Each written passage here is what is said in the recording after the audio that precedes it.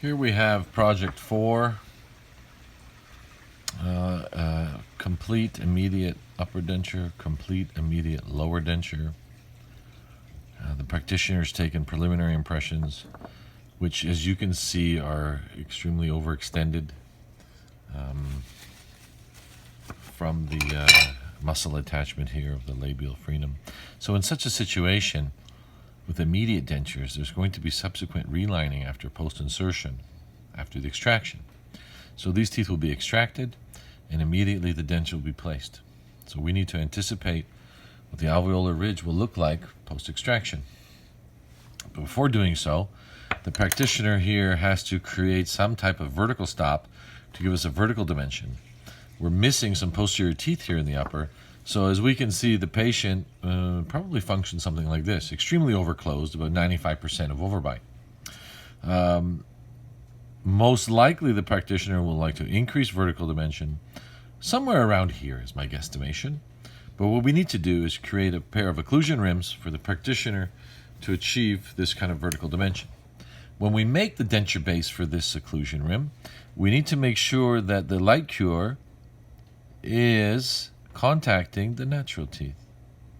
So when it's placed inside intraorally in the mouth, that we have a positive stop of this base plate, the patient's dentition. We don't want this to be moving lingually, left, right, falling out. As you can see from these teeth, they're extremely undercut. So if we put any light cure in these undercuts, most likely the teeth will break. What can we do to alleviate that situation? Well, before getting to that, I'll do the same on the lower. This should be like an acrylic partial on the cingulums of the lower anterior teeth, slightly higher. I made these aprons on the upper lower in case there is some kind of contact. We don't want the base plates to include eccentric occlusion and interfere with the vertical dimension record. So it should fit like an acrylic partial to have a positive seat. In the posterior section, like the full dentures, I will stay out of any undercuts and very shy away from most likely the full extension of the denture will probably be somewhere around here in blue. My base plate here is in red, inside the confines of the final denture, away from any undercuts, basically providing just strength for my occlusion rim. I'll have wax borders for the same reasons as we did in full dentures. I'll have a wax border even lingual to this. I'm staying above. There's an undercut here by the lingual frenum. I want to stay away from any undercuts. I want this base plate just to be a strengthener for my wax rims and occlusal bite records. Those occlusal bite records may include protrusive bite record, even though we have some natural dentition. It may include FASPO, and may include, obviously, centric relation record. I'm just guesstimating somewhere around here is my full denture. That's not a partial. It kind of goes all the way around the vestibule. So I said protrusive bite record for condylar guidance because now we're going from a canine-guided occlusion of natural dentition with the patient with 95% overbite to a group function. Dentist is going to increase the vertical dimension. I need to make a pair of base plates. You could block out the undercuts, as I will do here on the upper. Oops.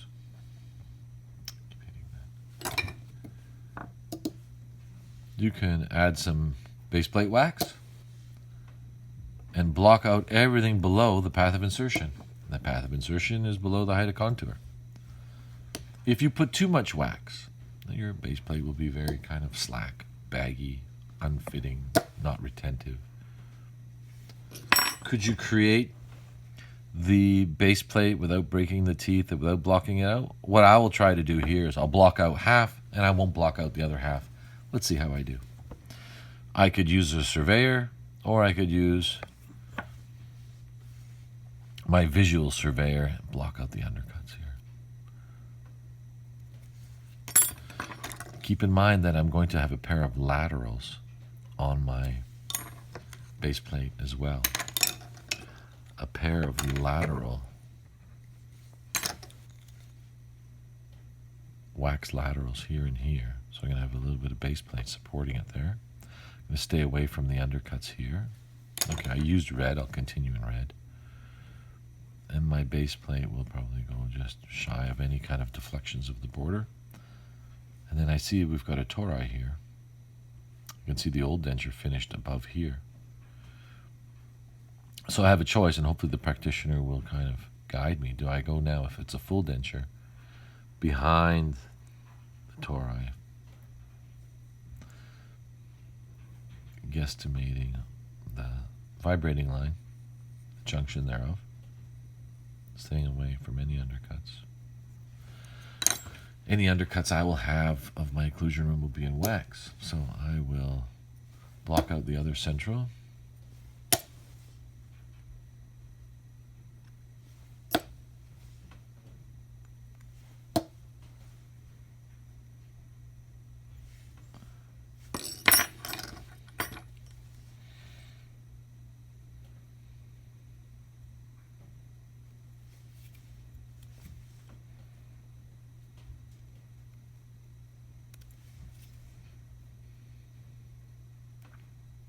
Well, my wax was model was a little wet from soaking it, and the wax has come off.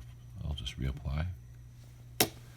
Immediate dentures probably creates the most litigation in dentistry, where the patient's consultations are usually abbreviated and they're not really aware of what's happening to them. They go for surgery, they wake up with these two dentures in their mouths, and there's nothing like what they expected. 80% of their occlusal function is gone. They're slurring, they're salivating, they're in extreme pain. They've got all this plastic in their mouth where they only lost their teeth. They didn't lose any ridge yet, so to speak, or any kind of palate. So their mouth is feeling very full. Naturally, these patients are probably the most unhappy ones. And that harsh reality sets in that, oh my goodness, I am now lost all my teeth. Now they've got to function with these dentures, and they're functioning on extraction sites. Those extraction sites are painful.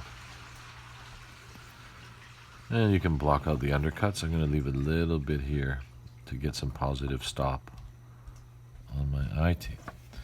So I should put some Vaseline on the model.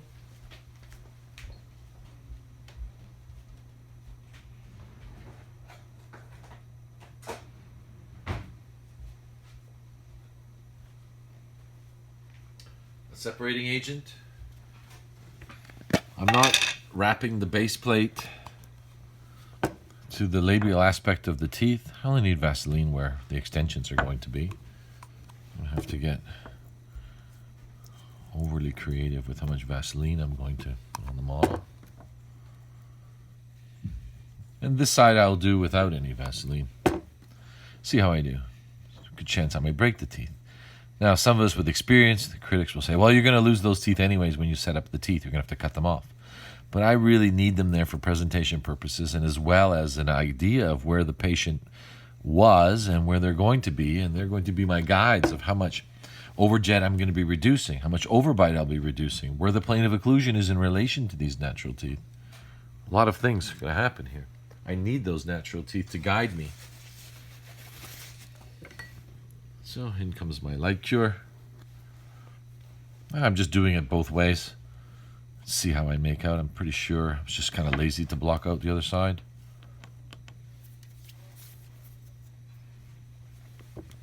If the base plate's a little sticky, I can put a little Vaseline on my fingers to kind of release agent of the base plate, or the light cure material, excuse me.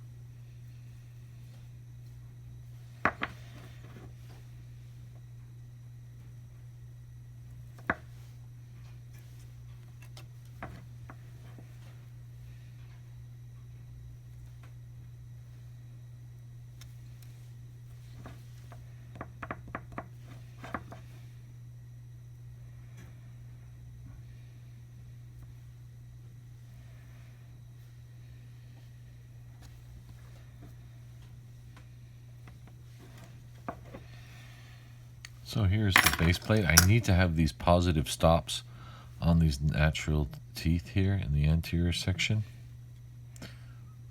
I don't need to go too far into the labial sulcus, just enough to support my wax.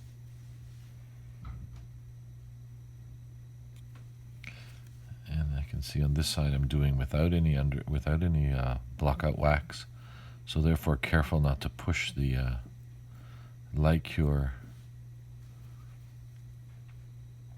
into the undercuts. Obviously the blockout, it's a lot easier. The concern I have with students with blockout is they just put too much. But too much wax on is not needed, and not enough when it is needed. Famous last words, how much? Just enough. If it breaks, you didn't put enough. If it falls out of the patient's mouth, you put too much. It'd be hypocrisy if I've said I've never put too much or too little. I'm guilty, as we all are.